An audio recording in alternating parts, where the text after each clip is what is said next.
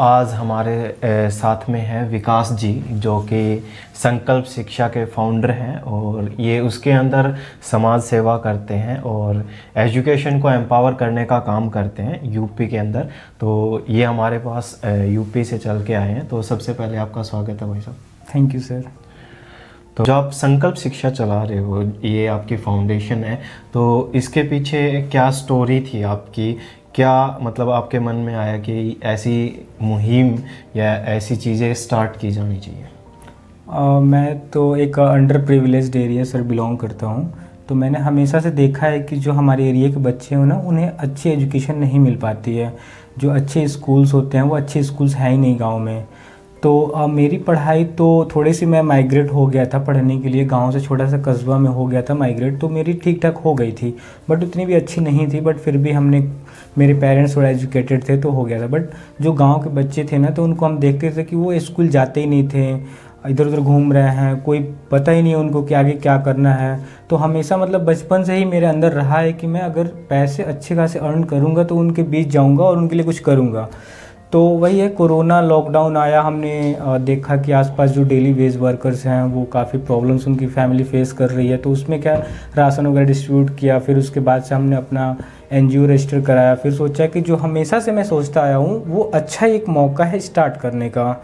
तो हमने एजुकेशन पे काम करना शुरू किया। हम अलग अलग गांव में गए, सर्वे किया, कि देखा कि कैसे ऐसे बच्चे कितने हैं, किस गांव में ऐसे बच्चे हैं। लाइक अगर XYZ गांव है तो उसके 100 बजे 50 बच्चे हैं, 50 बच्चे वो नहीं पढ़ने स्कूल नहीं जाते हैं। तो उनको हम एक जगह इकट्ठा करते हैं, वहाँ पे ओपन एरिया में पाठशाला बनाते हैं। पाठशाला जहाँ कहीं भी जगह मिल जाए, किसी भी जगह पे ओपन करते हैं। वहाँ पे वाइट बोर्ड ब्लैक बोर्ड जो भी होता है लाते हैं, टीचर हायर करते हैं, वॉलंटियर लाते हैं और पढ़ाना शुरू कर देते हैं। और ऐसे ऐसे बच्चों को हम एजुकेट कर रहे हैं। अभी आपकी जो टीम है वो कितने की है? अभी तो मतलब 100+ मेंबर्स हैं हमारे ऑर्गेनाइजेशन में। तो जो डायरेक्टली इन्वॉल्व नहीं है, डायरेक्टली इनडायरेक्टली दोनों हैं। जो लाइक वेब डेवलपर कोई है, कोई ग्राफिक डिज़ाइनर है, कोई ऑनलाइन ट्यूटर करता है, कोचिंग पढ़ाता है, ऑनलाइन बच्चों को पढ़ा देता है, कोई करियर काउंसलिंग कर देता है। तो ऐसे ऐसे 100+। और कितने लोगों तक आप ये सर्विस देते हो? तो अभी हमारे जो ऑर्गेनाइजेशन है उसमें 100+ स्टूडेंट, लाइक 130 अप्रोक्स स्टूडेंट्स हैं जो पढ़ रहे हैं, जो 0 क्लास से लेके 10 तक के बच्चे हैं अभी। इसके अलावा हम मेंटोरशिप प्रोवाइड करते हैं, उसमें अप टू 12th क्लास के स्टूडेंट हैं। तो आप एक ऐसे एरिया पे काम कर रहे हो जहाँ पे एजुकेशन के बारे में इतनी अवेयरनेस नहीं है, लोगों को नहीं पता कि इम्पोर्टेंस क्या है एजुकेशन की। आप ऐसी जगह पे काम कर रहे हो, ऐसे उस पे काम कर रहे हो। जबकि हम बात करें ओवरऑल एजुकेशन सिस्टम की, तो आप एजुकेशन सिस्टम जो इंडिया का है उसको क्या सही मानते हो या गलत मानते हो?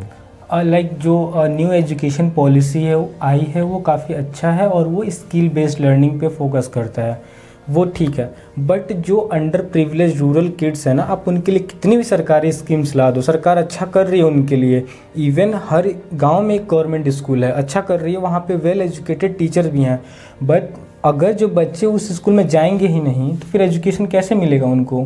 तो हम क्या कर रहे हैं, बच्चों तक पहुंच रहे हैं, उनको मोटिवेट कर रहे हैं कि स्कूल में आप जाओ, स्कूल में जाओगे तब भी एजुकेशन मिल पाएगा। तो गवर्नमेंट अच्छा कर रही है। तो नहीं, गवर्नमेंट तो अच्छा कर रही है। आज के दिन जो एजुकेशन वो भी एक बिजनेस मॉडल बन गया है। बड़े बड़े कॉरपोरेट्स हैं उस जिसमें जो कि एजुकेशन में घुस चुके हैं और वो भारी भरकम फीस लेते हैं, वहाँ पे अपने बच्चों को पढ़ाते हैं वो।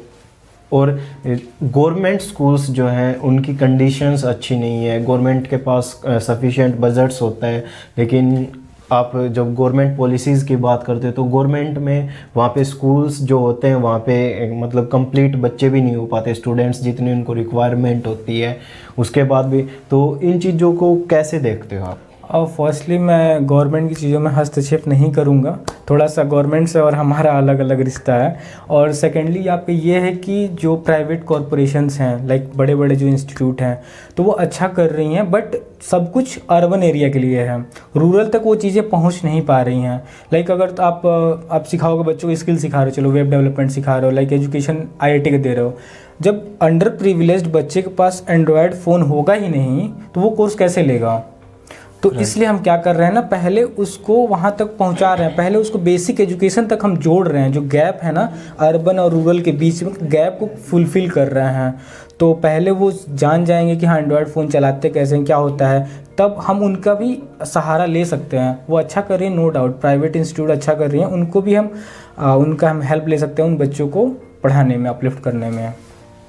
तो जैसे कि आप बता रहे हो आप रूरल बच्चों पे काम कर रहे हो, ठीक है, और उनको एजुकेशन भी दे रहे हो, तो वहाँ पे आपको प्रॉब्लम्स आती होंगी।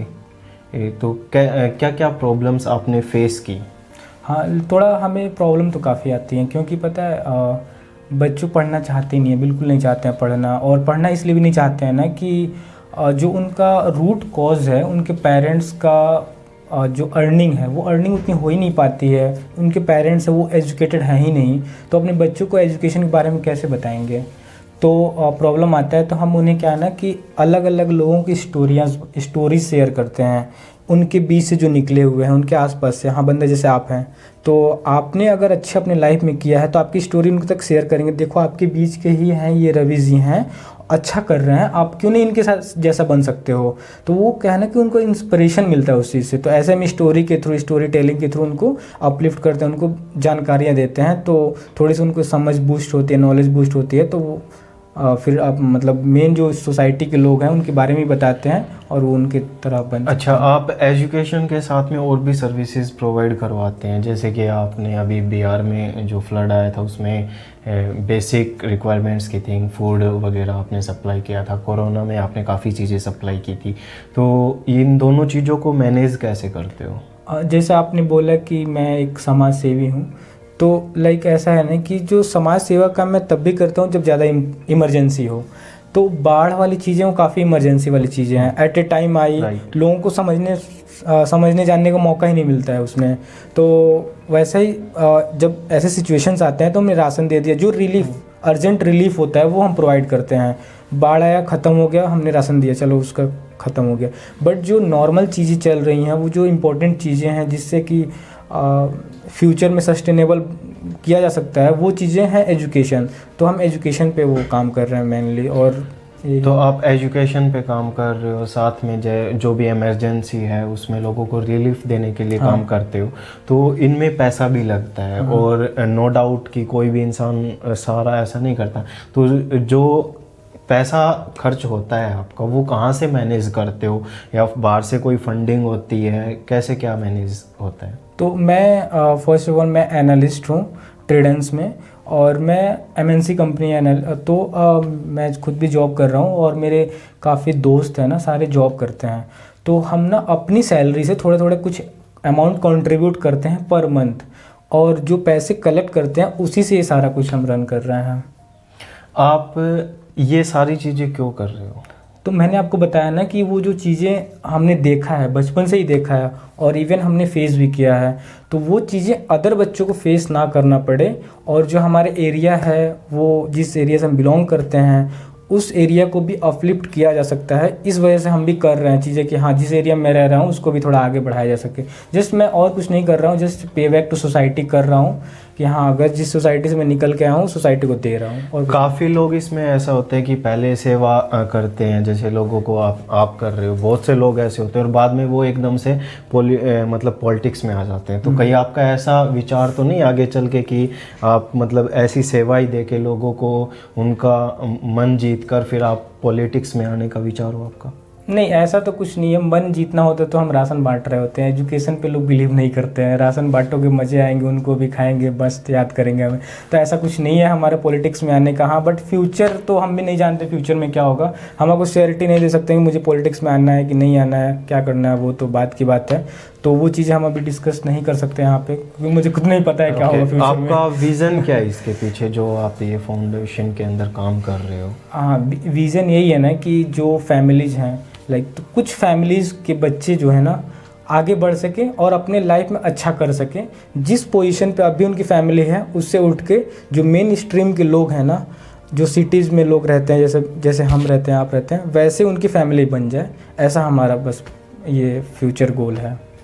तो अभी जैसे कि आप बता रहे हो कि आप जहाँ यूपी में रह रहे हो, है ना, तो वहीं पे आसपास के एरिया में आप ये काम कर रहे हो। तो आप why don't you choose wall India? क्योंकि बहुत से जैसे कि यूपी से सट के बिहार भी है, वहाँ पे भी एजुकेशन की जो हालत है वो इतनी अच्छी नहीं है, वहाँ पे शायद यूपी से भी ज़्यादा नीचे हैं। तो वहाँ पे भी आप काम करने के लिए क्यों नहीं सोचते, या फिर कब आप इसको मतलब एक्सटेंड करोगे? ऐसा होता है ना, एक कहावत होती है कि पहले अपने घर को सुधारो फिर दूसरे घर सुधारना। तो पहले हम अपना ही घर सुधार ले पहले, फिर दूसरे घर हम सुधारेंगे। एक इंस्पिरेशनल मैसेज क्या रहेगा कि जो लोगों को एम्पावर करे या इंस्पिरेशन दे? इंस्पिरेशनल मैसेज तो ऐसा कुछ, मैं भी काफ़ी महान आदमी नहीं बन गया हूँ, अभी तो हम स्टार्ट ही कर रहे हैं। तो यही मैसेज मैं लोगों को देना चाहूँगा ना, कि अगर आप अपने लाइफ में, आपके पास अगर आप अच्छे अपने करियर में कर रहे हो, अच्छी अर्निंग कर रहे हो, तो थोड़ी सी कंट्रीब्यूशन उनको भी दे दो जो जिसको आपकी नीड है।